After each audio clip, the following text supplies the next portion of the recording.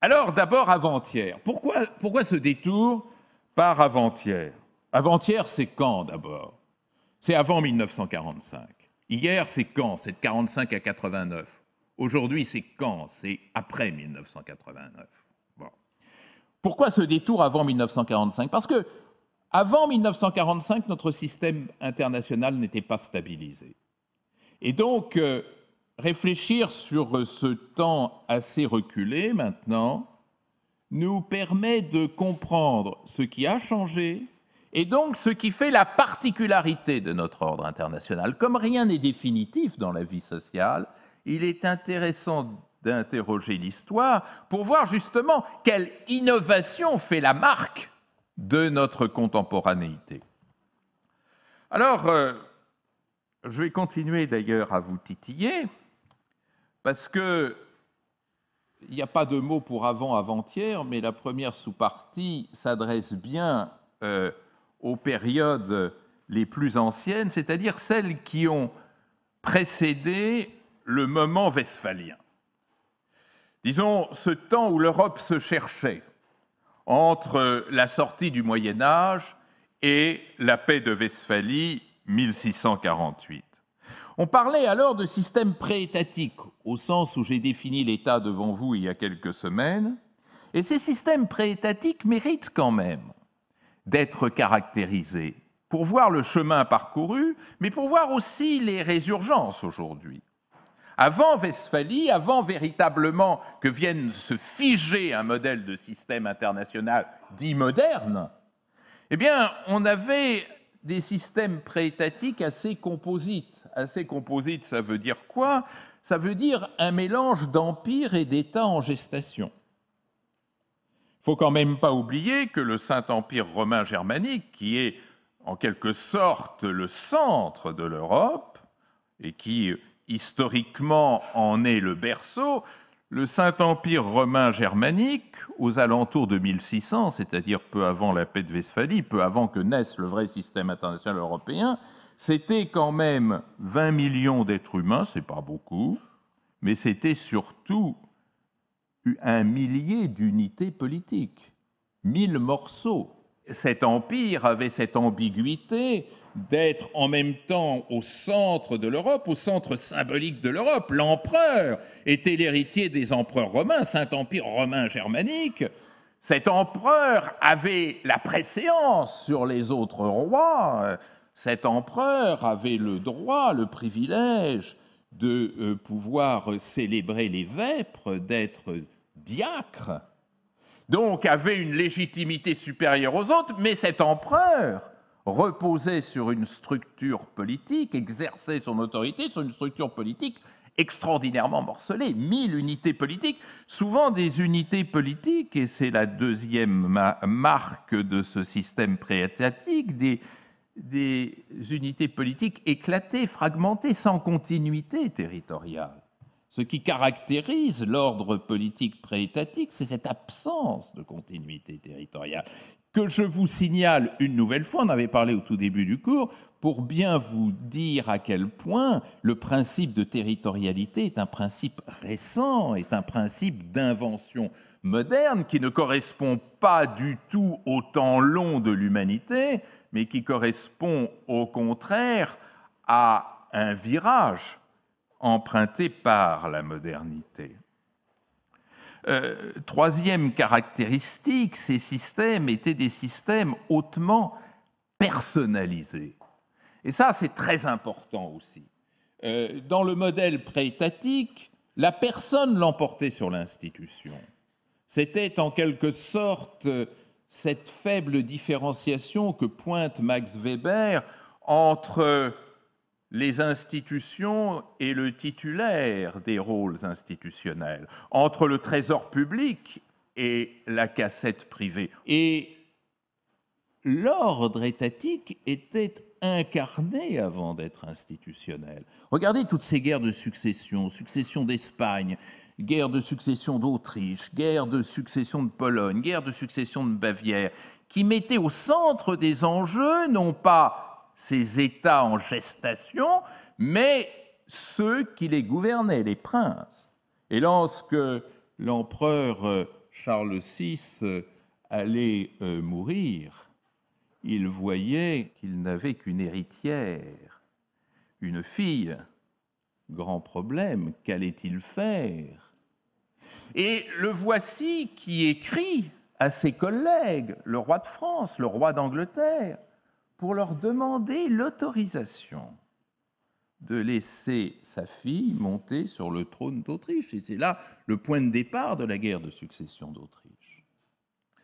Et donc, nous avons là, je crois, l'idée de ce que nous avons quitté, à partir de Westphalie. Alors vous savez qu'il y a quantité de gens qui aiment se faire remarquer en voulant dénoncer le sens commun, en disant « mais on parle de Westphalie, d'un monde westphalien, mais en fait, Westphalie n'a rien marqué du tout, ce n'est pas cette rupture dont on parle si largement. » Et pourtant, la paix de Westphalie, 1648, met fin à la guerre de 30 ans, une des guerres d'ailleurs les plus terribles que l'Europe eut à subir, et une des plus longues également.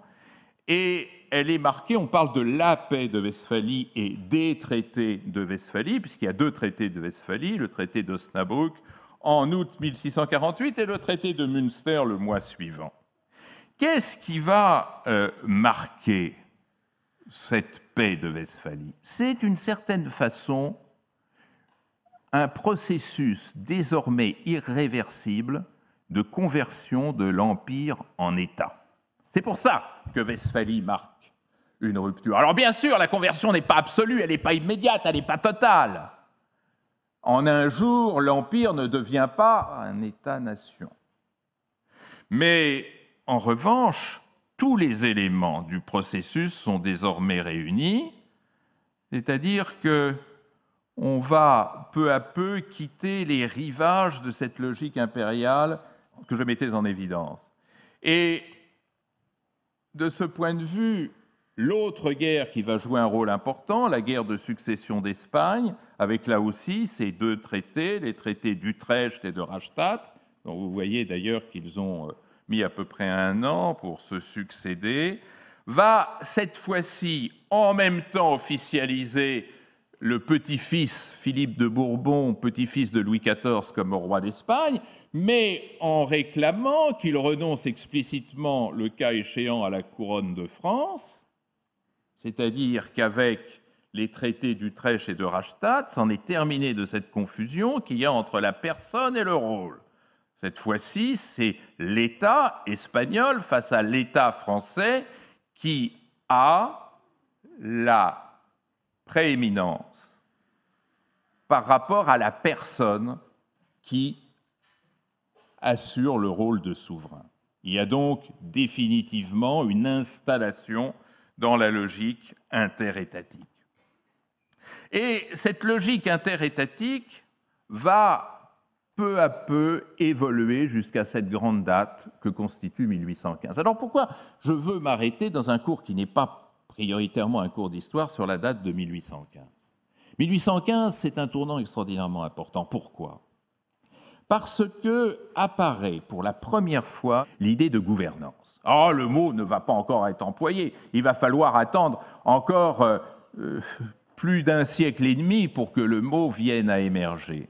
Mais c'est avec le Congrès de Vienne que pour la première fois, les princes rassemblés se persuadent de la nécessité de se rencontrer régulièrement pour examiner comment, ensemble, en se concertant, ils peuvent assurer la stabilité en Europe et d'ajouter dans le communiqué en vue d'assurer le bonheur des Européens. Le seul problème, c'est que le bonheur des Européens, c'était les princes qui définissaient ce que ça voulait dire et ce que c'était. Mais c'est quand même un changement. Pourquoi ce changement ? Bien parce que juste avant, vous aviez les guerres de la Révolution et de l'Empire. Et ces guerres de la Révolution et de l'Empire avaient quelque chose de fondamentalement nouveau. À savoir que pour la première fois, ces guerres mettaient en péril la survie des régimes européens.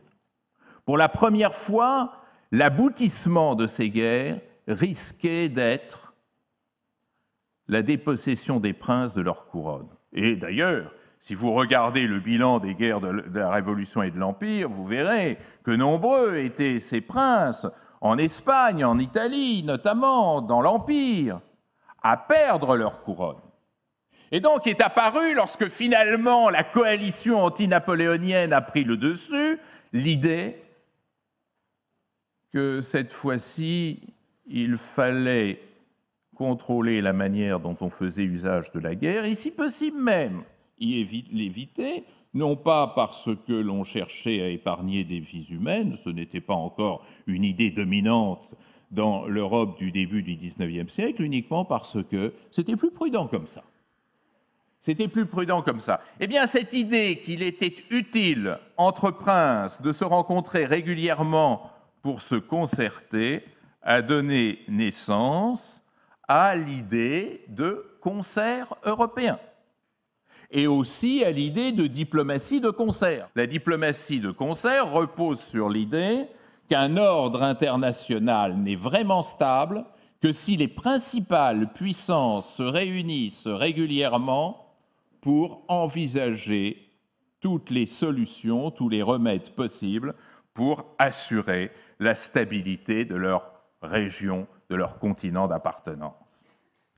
Et à partir de 1815, 4 rois, le roi de Prusse, le roi d'Angleterre, le tsar de Russie, l'empereur d'Autriche, décidaient de se réunir régulièrement. C'étaient les 4 vainqueurs de Napoléon, et ils ont constitué le G4. C'est le premier G. Le G4 se réunissait tous les ans. À cette occasion, on festoyait. À cette occasion, il n'y avait pas encore la photo de famille, mais en tous les cas, il y avait les accolades, les amabilités, sont d'autant plus simples, ces amabilités, que ces princes étaient cousins et que ces excellences qui fournissaient les ministres des Affaires étrangères passaient allègrement d'un pays à l'autre, comme Pozzo di Borgo, né en Corse, élevé à la cour d'Autriche, servant la cour du tsar. Et puis, la France et son représentant Talleyrand ont tellement pleuré que le G4 est devenu G4 plus 1, est devenu le G5. Je pense que ça vous dit quelque chose, tout ça.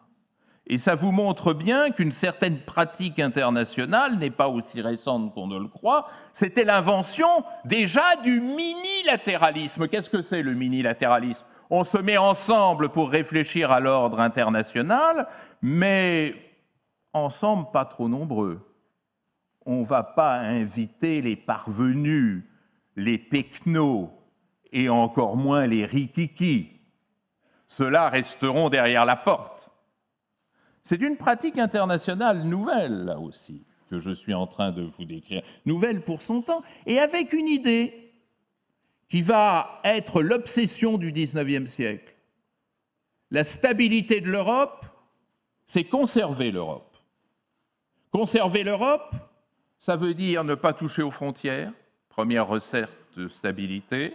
Ça, c'est nouveau, parce que tout le système international, jusqu'à 1815, visait exactement le contraire, c'est-à-dire la rectification incessante des frontières.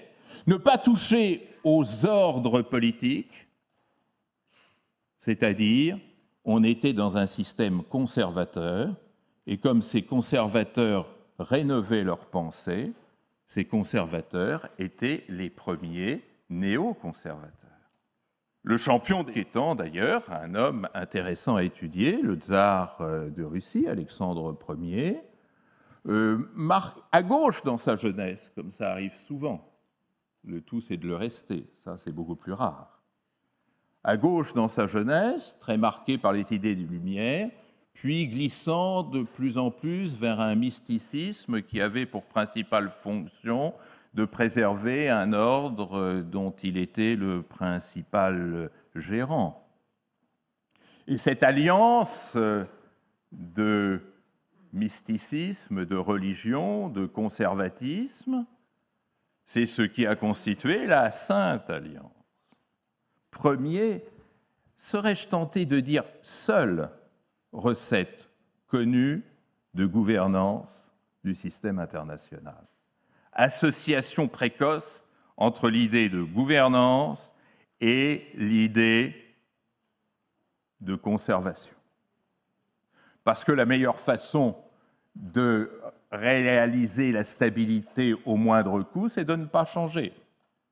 C'est de ne pas changer. Alors, s'il y a un risque de changement, que se passe-t-il lorsque, par exemple, les constitutionnalistes espagnols se révoltaient au sud de l'Espagne, à Cadix, ou lorsqu'à Naples, les constitutionnalistes venaient réagir aux menées absolutistes du roi Fernand des Deux Siciles, Fernand Ier, que faisait-on? Eh bien, on inventait alors l'intervention. C'est-à-dire qu'on demandait aux monarques en place de faire appel à vous, c'est-à-dire les puissances garantes de l'ordre international, pour intervenir et rétablir l'ordre. Ça ne vous dit pas quelque chose, ça? Ben, c'est bien la même histoire, vous ne rêvez pas, avec déjà l'interrogation sur la pertinence absolue du concept de souveraineté. C'est-à-dire que la souveraineté, oui, mais quand il y a trop de désordre quelque part, il faut la mettre entre parenthèses. C'est comme ça que le roi de France a envoyé les 100 000 fils de Saint-Louis remettre de l'ordre dans l'Espagne et la réabsolutiser. C'est comme ça que Metternich, dit le prince des ténèbres, a envoyé à Naples un régiment autrichien pour combattre le vice. Le vice, c'est qui? C'est le peuple napolitain. Et protéger la vertu. La vertu, c'est qui? C'est le bon roi Ferdinand. Voilà donc ce que le Congrès de Vienne, dont vous voyez ici l'incarnation à travers ces personnages aussi sympathiques. Vous reconnaissez là le prince de Talleyrand qui enfin trouve un endroit pour s'asseoir. Voilà. Vous reconnaissez Metternich au centre. Voilà comment est né le système international. Voilà le prince des ténèbres, l'homme qui finira en 1848 déguisée en blanchisseuse pour fuir Vienne en pleine insurrection nationale. Eh oui, même les grands hommes peuvent finir déguisés en blanchisseuses.